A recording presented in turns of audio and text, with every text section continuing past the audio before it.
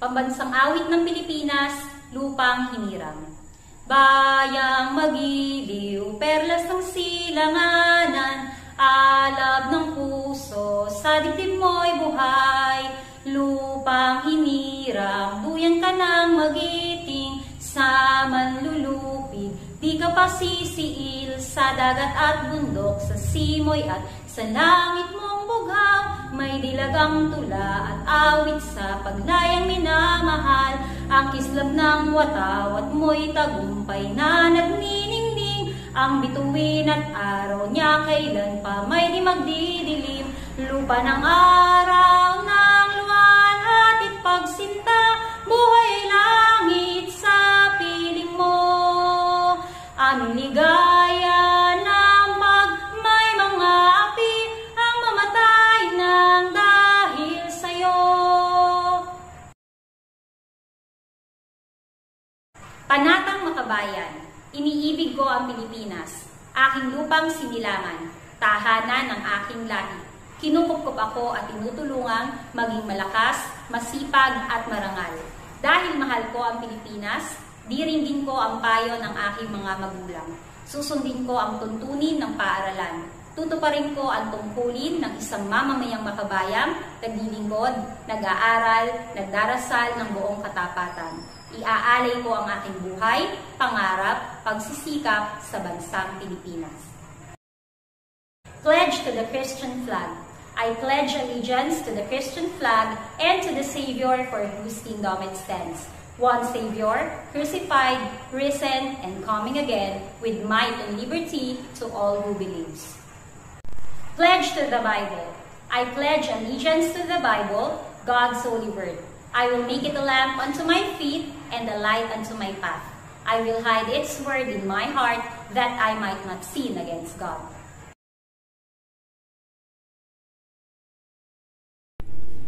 Good morning, Sisidians. Welcome muli sa ating morning devotion. Kumusta na kayo? Kumusta ang dalawang araw nyo? Kayo ba ay nakapag-church? Online man ito o face-to-face? Kayo ba ay nakapagpuri sa Panginoon? Sapagkat tayong lahat ay nilikha ng Diyos para papurihan siya sa kanyang kamanghamanghang gawa at sa mga dakila niyang ginagawa sa atin. So, ang sarap magpuri sa Panginoon pag lagi natin itong ginagawa at ito'y ating nakasanayan. Kaya yun yung tanong ko sa inyo, nakapagpuri ba kayo sa Panginoon ngayong nagdaang linggo? At kumusta ang inyong pagpupuri sa Panginoon? So ngayon sa ating devotion, tayo ay magpapatuloy sa pag-aaral natin ng salita ng Diyos. Natapos natin ang ating pinag-aralan tungkol sa Beatitudes. Ang blessed, di ba? Blessed, ang ibig sabihin ng blessed ay happy. Happy are the poor in spirit. Happy are those who mourn. Happy are the meek. Happy are they which do hunger and thirst for righteousness. Happy are the merciful. Happy are the pure heart. Happy are the peacemakers. Happy are they which are persecuted for righteousness' sake. So, ang dami nating natutunan last week regarding sa Beatitudes, o sa ibang translation, ang tawag dito ay Sermon on the Mount.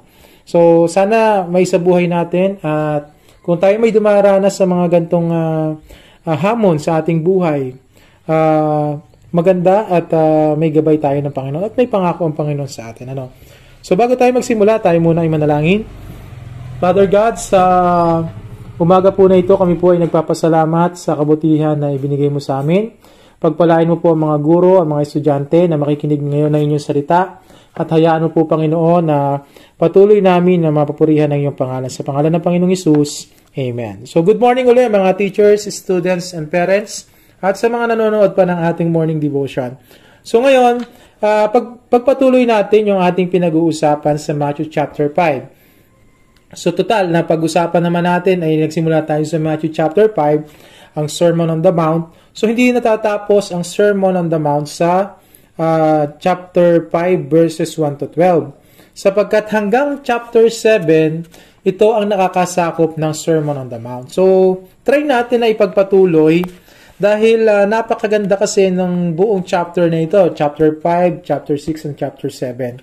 So, try natin na this school year, kung matapos natin siya ng 2 quarter o hanggang 4th quarter, ito lang ang ating napag-uusapan, ay napakagandang application ito sa ating mga buhay. Kaya mga anak, buksan nyo na inyong Bible sa Matthew chapter 5, verse 13 to 16, ang inyong King James Version ng mga Bible. Okay? So, ang official version na ginagamit ng CCD School ay King James Version. So, ngayon, buksan natin at simulan natin sa verse 13. Atin itong basahin. Ye are the salt of the earth, but if the salt have lost his savor, wherewith shall it be salted? It is thenceforth good for nothing, but to be cast out, and to be trodden under foot of men. Ye are the light of the world. A city that is set on a hill cannot be hid. Neither do men light a candle and put it under a bushel, but on a candlestick, and it giveth light all that are in the house. Let your light so shine before men, that they may see your good works and glorify your Father which is in heaven. So ito ang nakakasakop ng Matthew chapter 5 verses 13 to 16. Ito ang pag-uusapan natin ngayon na as believer, tayo mga kumilala kay Christ. So ang tawag kasi sa mga kumilala kay Christ at sumusunod kay Christ ay mga believers. So yung tinatawag natin na mananampalataya. So as the believers, Christ taught us that we are the salt and the light of the earth. Tayo ang mga asin at mga ilaw ng sanlibutan. In old times, sa panahon ng ating Panginoong Hesus, sa panahon ng mga apostol, isa sa mga kinukonsider na very important na gamit o ginagamit ng isang nasyonalidad, ng isang nation, ng isang bansa, ng isang bayan, ng isang pamilya, maging ang individual at ng mga negosyante ay ang asin. So napakahalaga ng asin noong una. Bakit mahalaga ang asin noong una? Dahil ito ay ginagamit sa pagluluto at higit sa lahat, ito'y ginagamit nila bilang isang preservative. So kung mapapansin natin, makikita natin dito, most of the disciples of our Lord is fishermen. At ang mga fishermen na ito ay nangangailangan ng asin to preserve their catch. Okay? So kailangan nilang ma-preserve yung kanilang mga huli.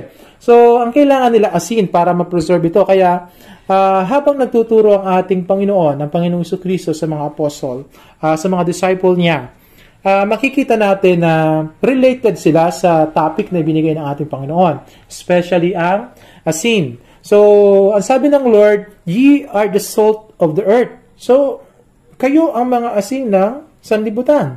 But, if the salt have lost its savor, wherewith shall it be salted? So, kung mawala ang kanyang alat, ano pang halaga niya? So, isang magandang question na titingnan natin ngayon at try nating sagutin.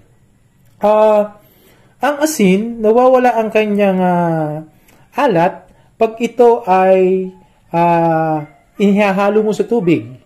Okay? Halimbawa, kumuha ka ng isang dakot na asin, ilagay mo sa isang timbang tubig o isang drum na tubig, mawawala ang alat ng asin.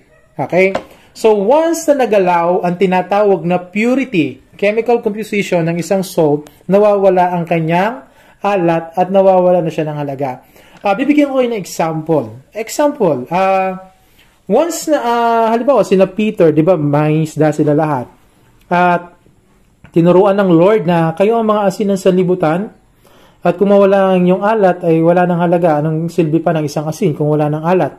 Sinasabi dito ng Lord na bilang mga kumilala sa Kanya, dapat maipakita mo ang iyong purity. Okay? Ang iyong saltiness. Ang iyong purity ang magpe-preserve sa iyo sa sistema ng mundo. Okay? Yung sistema ng tumatakbo sa mundo na ito na nagdadala sa atin sa kapahamakan. Okay? The pattern of this world will lead us to destruction. So, para tayo ay maingatan, kailangan natin maging asin ng sanlibutan. At ang pagiging asin ng sanlibutan ay pagpapanatili ng purity natin as a believer. Okay? Huwag mong hayaang madungisan ka ng sistema ng mundong ito at mawawala ang iyong alat at ano pang pinagkaiba mo sa nabubuhay sa kasalanan at nabubuhay para kay Kristo. So, para ma-maintain natin yung kakayanan o yung chemical composition ng isang salt para mag-preserve ng isang bagay, kailangan meron kang quality and pure salt para ma-preserve mo ang isang bagay. Pansinin ninyo, halimbawa si Peter ng isda, naglagay siya ng asin dun sa kanyang isda. Magagamit pa ba niya yung asin na ginamit niya dun sa isdang nakuha niya? Hindi na. Kasi wala na yung saltiness niya. Okay? Pagkalagay ng salt doon, na-absorb na yung salt at itatapon na yon. Para siyang maliliit na butil pero wala na siyang silbi kasi nadungisan na yung kanyang purity. Hindi na siya pwedeng gamitin sa sinigang. Hindi na siya pwedeng gamitin sa kung saan-saan. So, ang sinasabi ng Lord, ye are the salt of the earth, ay nagsasabi na anak, ingatan mo yung tinatawag na purity. Ang purity mo ang magpe-preserve sa'yo sa kabulukan ng mundo. Anong ibig sabihin ng kabulukan ng mundo? Sistema ng mundo na kung saan ang kanilang nilalakaran ay yung mga bagay na ayaw ng Lord. Okay? So, mga anak, preserve natin yung purity natin. Paano natin gagawin ito? Balik tayo dun sa tinuro sa atin ng Lord sa Matthew chapter 5 verses 3 to 10 na blessed are those, nakita natin isa-isa doon kung sino yung mga mapapalad na yon, na tayo ay sumunod lang kay Lord sa mga pinapagawa niya sa atin sapagkat ang Diyos naman ay may pangako sa atin. Hindi tayo pababayaan ng Lord sa ating mga nararanasan. Hindi niya tayo pababayaan na tayo magkulang sapagkat sabi nga niya, hindi pa kayo humihingi sa Ama, ay alam na ng Ama ang inyong pangangailangan. Kaya kayo manalangin at humingi sa Diyos Ama. Kung ang ibon nga, ang maya nga, ay hindi pinapabayaan ng Diyos na mahulog, malaglag, mapahamak, ikaw pa kaya. So tayong mga kumilala kay Lord, naniniwala tayo na siya ang ating Savior, siya ang ating Lord. So ang gagawin naman natin ngayon, maging asin tayo ng sanlibutan. Ingatan natin yung ating purity. Paano natin ito i-apply as son and daughter ng ating mga magulang? So, pwede mo itong i-apply, itong purity na to sa pamamagitan ng pagiging masunuring anak. So, once na ikaw ay naging masunuring anak sa iyong nanay at tatay, na-maintain mo yung purity mo. So, nagiging salt ka. Nagdadala ka ng pagbabago sa paligid mo na makikita ng ibang mga bata na, ba't yung anak ni ganito ay mabait? Bakit siya masunurin? So, na-maintain mo yung purity mo as son and daughter ng ng magulang mo at nakikita na lang iba ka. Ba't ang bait ng batang yun? Napasok sa CCD yun. Dahil nakarinig siya ng salita ng Diyos. So, makikita natin na nagiging salt tayo, na maintain natin yung purity natin at hindi tayo napapasama doon sa sistema ng mundo na yung mga bata na mahilig managot sa magulang, di ba? So, paano mo naman ma-maintain ang purity mo as a student? So, ma-maintain mo yung purity mo as a student pag binigay mo yung 100% mo na best para sa pag-aaral mo. Nanonood ka araw-araw ng video, sinasagutan mo yung mga assignment mo on time, nagsasubmit ka ng requirements on time, di ba? So, hindi ka nagsisinungaling kay teacher na ikaw ay may emergency pero nagtitiktok ka lang pala. So, na-maintain mo yung purity mo kung ginagampanan mo yung tungkulin mo bilang isang estudyante. So, mga anak, sabi ng Lord, ye are the salt of the earth. So, tayo mga asin ng sanlibutan, kaya i-maintain natin yung purity natin para maging quality salt tayo na makikita ng iba yung kaibahan natin. Dahil na-maintain natin yung purity natin, magiging kakaiba tayo at tayo magdadala tayo ng pagbabago sa ibang tao. Kasi nakikita nila na may ginagawa ang Lord sa atin. Kasi nakilala nyo ang Lord sa pamamagitan ng salita ng Diyos, ang Biblia. Hindi nyo nakilala ang Lord dahil may kaibigan kayo na religious personality, di ba? kundi nakilala nyo ang Lord sa pamamagitan lamang ng scripture ng banal na kasulatan at ito yung ating pinag-aaralan. Kaya mga anak, so tapusin muna natin dito sa salt kasi ang haba na natin ngayon. Bukas pag-usapan natin naman yung ye are the light of the world or in the earth. So ngayon, salt muna. Paano natin ma-maintain yung ating saltiness? I-maintain natin yung ating purity.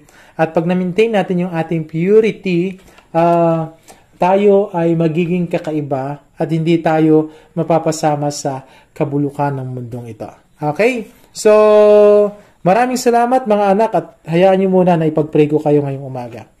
Father God, maraming salamat po sa umaga na ito na kinukonsider mo na ang mga kumilala sa iyo ay mga asin ng sanlibutan. Isang asin na kung saan mini-maintain niya yung pagiging pure niya at dahil sa kanyang purity, yung kanyang pagiging saltiness ay nagiging quality. Hayaan mo, Panginoon, na ang mga parents, ang mga teachers, ang mga students ay ma-maintain nila yung kanilang saltiness, magkaroon sila ng kaibahan, mabubuhay sila na may purity sa kanilang buhay, at gagampanan namin, Panginoon, ang mga tinutulungan.